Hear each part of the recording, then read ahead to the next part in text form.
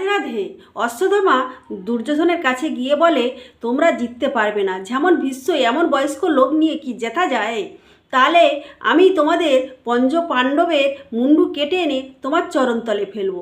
এই কথা শুনে দুর্যোধন খুব আনন্দে লাফাতে লাগলো। কে চায় না শত্রুর মাথা নিধন করতে?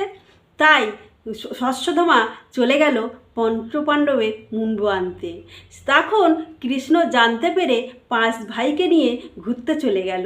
তখন যে ঘরে পাণ্ডবরা থাকে সেই ঘরে দ্রৌপদীর 5টা ছেলে শয়নে গেছে।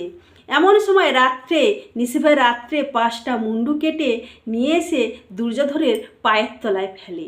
দুর্যোধন যখন একটা একটা মাথা আছাড় মারছে, মাথা ভেঙে টুকরো টুকরো হয়ে যাচ্ছে, তখন বলে, তুমি কার মাথা এনেছো? ভীমের। সব মাথা ভেঙে গেলেও ভীমের মাথা তো ভাঙবে না।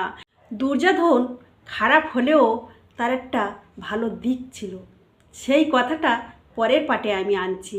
রাধে রাধে।